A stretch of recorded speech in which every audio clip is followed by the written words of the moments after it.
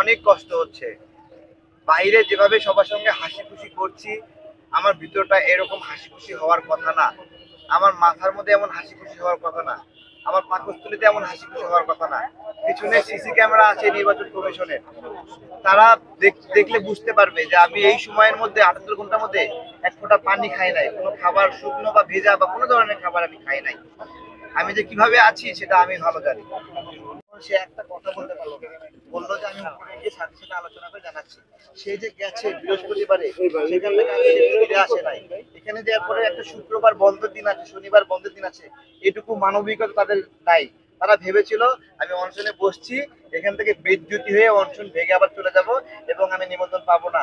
আমি স্পষ্ট করতে চাই, আমার দলের সহযোদ্ধারা এই এতদিন ধরে ভোটের অধিকারের জন্য লড়াই করেছে, তারা এখন এসে নির্বাচনে প্রার্থী হতে পারবে না, এটা আমি মানতেই পারছি না। তাদের কাছে আমি কি জবাব দেব? কোনো জবাব দিতে পারি না, তাদের মুখের দিকে তাকাতে পারি না। আমরা আমরা কেন নির্বাচনে অংশগ্রহণ করতে পারবো না?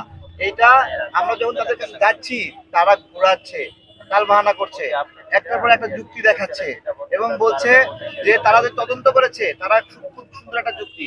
ওই তদন্ত তো আমি আপনাকে না জানাইও করতে পারি। এখন এই যে একটা শর্ত ছিল যে যথাযথ সন্দেহের কারণে পুলিশ কাউকে গ্রেপ্তার করতে পারবে, যথাযথ সন্দেহ যে কেমন সন্দেহ সেই ব্যাখ্যা কোনোদিন দেয় না। যেমন তারা বলছে আমি তো আপনাকে না জানাও তদন্ত করতে পারি। আমার কাছে প্রমাণ আছে, একজন নির্বাচন কমিশন কর্মকর্তা সে বলছে আমি তো একটু ব্যস্ত আছি, আপনার কাছে তদন্ত যেতে পারি নাই, আপনি মেইলে কিছু ডকুমেন্টস পাঠান। কিন্তু আমাদের লড়াইয়ের শুধু আমার না, আমরা যারা যুবকরা লড়াই করেছি, আমাদের লড়াইয়ের মেন্টর ছিল বিএনপি ভারপ্রাপ্ত চেয়ারম্যান তারেক রহমান ভাই।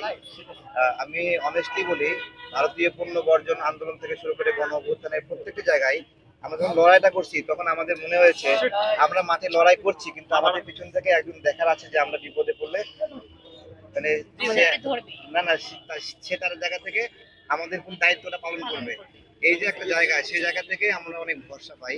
আমরা তো আমাদের জায়গা থেকে সাহসী ভূমিকা পালন করি। তো আমরা তো ছিলাম অ্যাক্টিভিস্টের মতো, এখন রাজনীতি করি।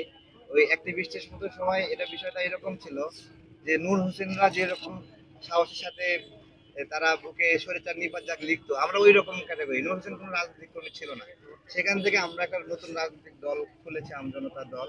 এটা জাতীয়তাবাদী দলের বিএনপি বিভিন্ন যোগ্যতা আন্দোলনের সঙ্গে আমরা একসাথে ছিলাম। কারণ আমরা যেটা মানে ফাইন্ডিংস করছি, বিএনপি জাতীয়তাবাদী দলের কোনো বিদেশি বন্ধু নাই, তাদের বন্ধু একমাত্র দেশের মানুষ।